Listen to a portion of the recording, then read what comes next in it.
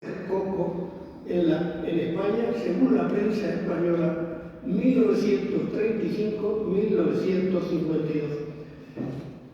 He manejado del orden de 700 pocas noticias de prensa. Algunas de ellas se repiten, pero nos dan una visión muy clara de lo que es la relación del faraón de Texcoco con respecto a la tauromaquia española. He sido siempre un aficionado al mundo de los toros y, por supuesto, sabía de la presencia de toreros mexicanos en España. Sin embargo, a Silverio Pérez llegué a través del maestro Alejandro Condan, sobre el que en alguna ocasión habíamos platicado y me lo confirmó la comunicación que presentó al 44º Congreso del Arraigo celebrado en Carmona y Sevilla en octubre del 2018.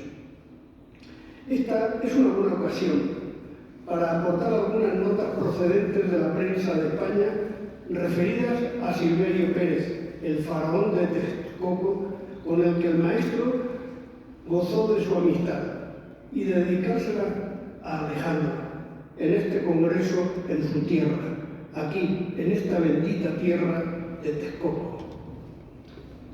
El novillero Silverio Pérez llegó a España en la temporada de 1935. En esos momentos se estaba viviendo la Segunda República, que se había proclamado el 14 de abril de 1931. Al margen de otras circunstancias políticas y sociales, el mundo de los toros gozaba de buena salud y las relaciones entre las tauromaquias españolas y mexicanas eran aceptables, aunque después se verían deterioradas meses anteriores al inicio de la Guerra Civil Española.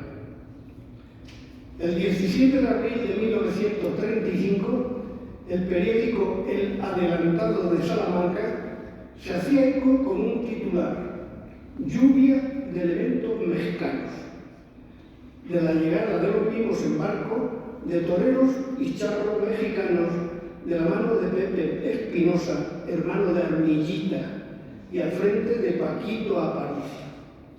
En la expedición, además de los diestros y más de 50.000 duros en trajes llamativos y deslumbrantes, traían 10 caballos, 8 de casta árabe y 2 hindúes. Por otro lado, entre los toreros mexicanos arribaban a España Paco Hidalgo, Rafael Velázquez, Luis Castillo Castillito y Silverio Pérez, del que se recordaba el fallecimiento de su hermano en Madrid a consecuencia de una complicación por una cornada que había sufrido en México. Pocos días después, el jueves 1 de mayo, hacía su presentación el novillero Silverio Pérez en la plaza de toros de Tetuán de las Victorias, de la mano del empresario dominguino. Por esa fecha, además de este coso taurino, la capital de España disponía de otras dos: la Monumental de las Ventas y Vistalegre, en Carabanchel. En esta corrida se lidiaron 8 novillos de Esteban Hernández por el mexicano Liberio Ruiz y los españoles Valerito Chico y Manuel Rodríguez Manolete. Y Silverio, que brindó su segundo toro a Armillita. Lo toreó bien, siendo atropellado por el animal, librándose de milagro, obteniendo ovación y petición de oreja. Con Manolete volvió a torear en la misma plaza el domingo siguiente con novillos de Ernesto Blanco. Con el Capote no volvió a coincidir, con el Cordobés no volvió a coincidir hasta que éste marchó a México años después, entablando una buena relación de amistad y de rivalidad taurina. Sobre Silverio decía Hoja Oficial del Lunes de Madrid que, si bien fracasó en el primer día, en el segundo tuvo momentos de mucha calidad con el Capote y muy bien con la muleta, alabándolo al decir: estuvo torero, valiente, dominador, aunque falló con el estoque. A estas dos primeras corridas en la plaza de Tetuán de las Victorias se siguió durante el mes de junio de dicho año de 1935. En ellas, el 11 de mayo fue volteado tras ser prendido por la faja y con el traje destrozado, y en la del 26 de mayo, su tercer novillo de Alipio Pérez Tabernero fue empitonado y volteado aparatosamente, teniendo que ser conducido a la enfermería, resultando que solo había sido una paliza. A pesar de ello, Silverio confirmó su calidad de artista excelente, que venía a ratificarlo como gran torero en la corrida anterior que había celebrado el 19 de dicho mes de mayo, en la que sacó lances enormes, muleteando valientemente a un toro manso con arte y sabiduría. En su segundo novillo puso cátedra con el capote y la muleta, tras brindar al público en el centro del ruedo, realizando una faena a base de naturales incomparables y adornos llenos de arte, teniendo como premio la vuelta al ruedo y una oreja. A partir de estas primeras corridas en la madrileña plaza de Tetuán se abrían las puertas de algunas plazas españolas como la de Salamanca, Ciudad Real, Valencia, Manzanares, Barcelona y Monumental de Madrid. Al concluir esta su primera temporada taurina en España, se vistió de luces en 15 ocasiones, más una intervención con 2 sobreros de Nogales en una corrida mixta en Salamanca el 21 de septiembre. En uno de los sobreros estuvo a punto de ser cogido dando unos estatuarios, valiéndose el calificativo de que era otro torero que pone los pelos de punta, toreando con el capote y la muleta. Qué suerte los que hayan visto torear al faraón de Texcoco. Yo únicamente lo he visto torear por las crónicas taurinas. Los calificativos dedicados a Silverio Pérez en las crónicas taurinas iban de fenómeno de los buenos y valiente. No en vano arriesgaba lo que daba lugar a que sufriera algunos percances, como en Barcelona el 8 de septiembre, que tuvo que ser llevado a la enfermería saliendo después en el segundo toro, al que cortó oreja y paseado a hombros por el ruedo. Por otro lado, cosechó otros triunfos como en Ciudad Real, el 14 de julio, donde cortó oreja y rabo, siendo llevado a hombros hasta el hotel.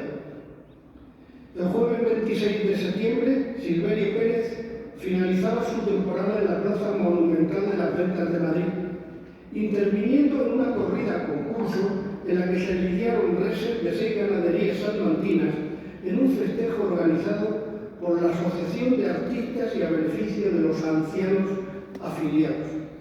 A Silverio Pérez le correspondió lidiar a los novillos de Leopoldo Clariac y de Lorenzo Rodríguez, y fue cogido varias veces sin mayores consecuencias. Terminada la temporada de 1935, habría que hacer notar que en ese año, en España, lidiaron 500 novilleros, de los que solo 10 habían toreado más de 10 corridas, entre ellos el textocano Silverio Pérez. La siguiente temporada fue tumultuosa e inacabada por las muchas complicaciones para los toreros mexicanos, motivadas por duras discrepancias por parte de sus homólogos españoles, hasta el punto que en los inicios del mes de julio, los primeros de ellos, los mexicanos, tuvieron que regresar a su país. El domingo 22 de mayo lo encontramos en Valencia, repitiendo el domingo siguiente en dicha plaza con reses de la ganadería de Villamarta. En esas fechas el diario Heraldo de Castellón veía a Silverio como uno de los más valerosos y artistas de su tierra. Fue premiado con ovación, oreja y salida a hombros. El domingo de Ramos 5 de abril cruzaba el Mediterráneo para torear en la isla de Palma de Mallorca.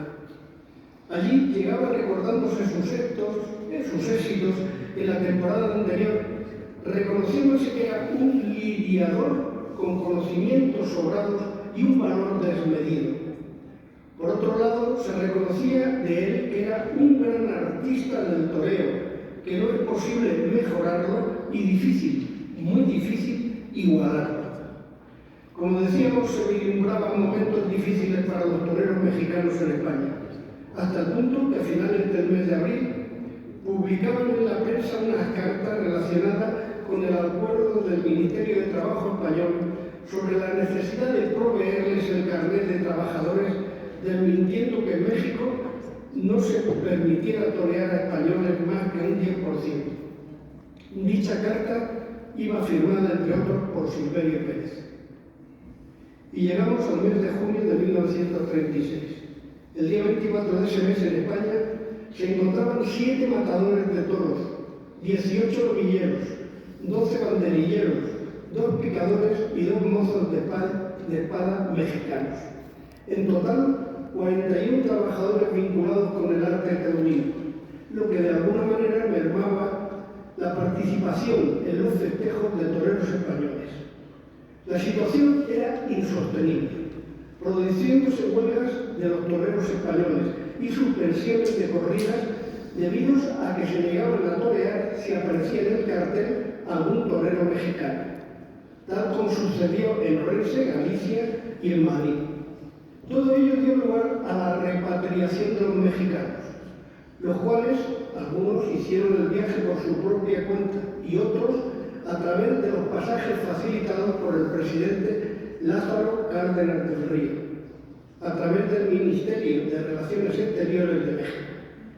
De esta manera, partiendo desde La Coruña, en el vapor Cristóbal Colón, rumbo a La Habana y con destino a Veracruz, iban Armillita, los picadores Barana, padre e hijo, los charros mexicanos José La Torre y Sergio Arroyo, Silverio Pérez y algunos banderilleros. Otros novilleros viajaron en un barco alemán desde Santander. Armillita, que dejaba atrás 20 corridas que tenía contratadas y antes de partir, escribió una carta que apareció publicada en varios periódicos españoles, entre ellos en el Adelanto de Salamanca, despidiéndose diciendo: yo, donde esté, seré un defensor de ellos, por saber que llevo la misma sangre, y mi conducta será como hasta ahora, que ha sido la de un hijo para con su madre. Era el mes de julio de 1936. Y el día 18 de ese mes, España se veía sumida en una guerra entre hermanos, la Guerra Civil Española. El 1 de abril de 1939, terminada la contienda, comenzaba la temporada así que el pleito entre los toreros españoles y mexicanos se hubiera solucionado. Según el periódico de Logroño, Nueva Rioja, del 21 de junio, se había personado en Sevilla una comisión de toreros mexicanos, compuesta entre otros por Silverio Pérez, a entrevistarse con los representantes del Sindicato de Toreros Españoles y manifestarles que estaban dispuestos a concluir el pleito que existía entre ellos. Sin embargo, el resultado no fue favorable y en ese año de 1939, desde el mes de abril hasta octubre, en Portugal también, se celebraron en tierra portuguesa 2 corridas, en las que intervinieron Armillita y Silverio Pérez. Desde ese año hasta 1945 en la prensa española se seguía de cerca los toros en México y en septiembre aún se mantenía el pleito entre los toreros españoles y mexicanos. El 3 de abril de 1943, el Adelanto de Segovia reprodució las declaraciones efectuadas por Silverio a un periodista en su tránsito a Lisboa vía Nueva York, en la que decía: si una vez en Portugal puedo ir a España, no seré yo el que se niegue a torear en las plazas españolas. Un año después, el 13 de febrero, sufriría una acogida grave en México. Por fin, gracias a la intervención sindical en España, se resolvía el conflicto, quedando abiertas las puertas de los toriles de los cosos españoles para los toreros mexicanos en la temporada de 1945.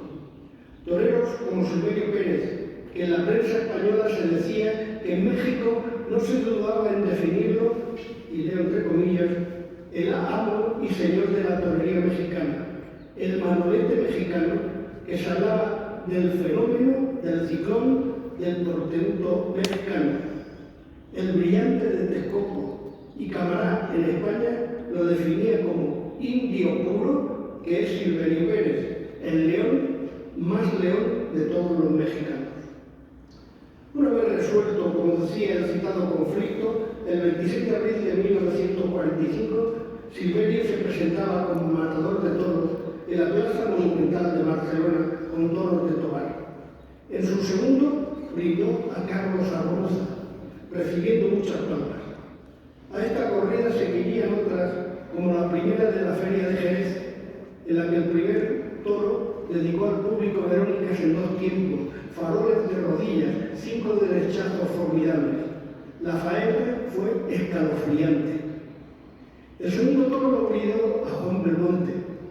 Repetirá 2 tardes más en Barcelona, en las que alternó con Vicente Barrera, Armillita y Luis Miguel Domínguez.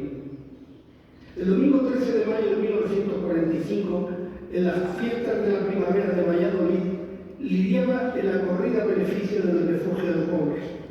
Y 7 días después salía y era llevado a hombros hasta el hotel en Lisboa, desde donde se rumoreaba que regresaba a México vía Nueva York para ser tratado de una afección que le afectó en la vista, con lo que suspendía su actuación en Madrid, programada para el 29 de mayo.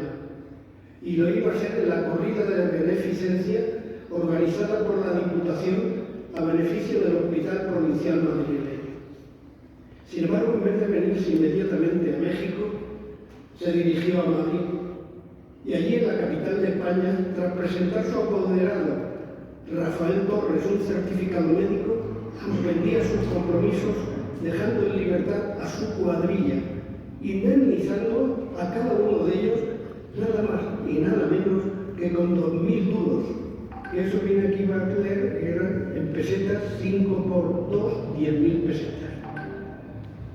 Cantidad esta muy importante en aquellos momentos de la posguerra española.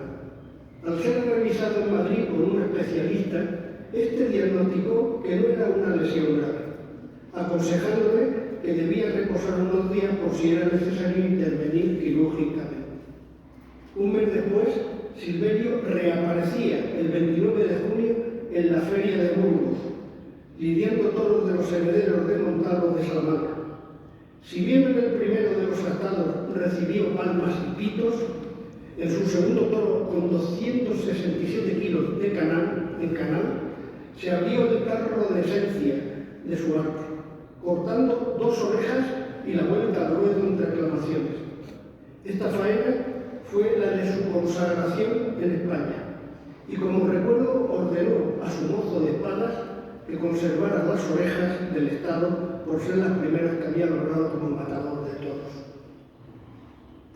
A este éxito, por el contrario, se le sumó una jornada el 1 de junio en Pontevedra, que le impidió actuar en la lidia. Hasta el 30 de junio de 1945 había toreado 7 corridas y, debido al problema de visión, tuvo que suspender 10 que tenía contratadas. Por otro lado, en el mes de julio lo encontramos toreando en la primera de feria de la línea de la Concepción, sustituyendo a Manolete, que había sido cogido en Alicante el mismo día que Silverio Pérez triunfaba en Burgos.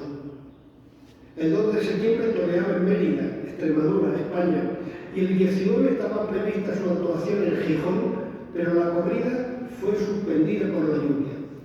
En esa tierra asturiana daba por terminada su temporada en España y había tomado la decisión de rescindir los contratos que le quedaban, aludiendo su deficiente estado de salud, siendo 30 corridas las que perdía entre unas causas y otras. Así, hasta el 31 de agosto, Silverio Pérez toreó en 14, concluyendo su temporada de 1945. Al ser interrogado al llegar a México por los periodistas, desmentía que se encontrase enfermo. A principios del mes de diciembre, el día 9, en la Plaza de Toros El Toreo, daba la alternativa en México a Manolete, aquel novillero que compartió cartel en su primera actuación en España en 1935. En la temporada de 1952 llegaba a España y se marchaba sin vestir el traje de luces.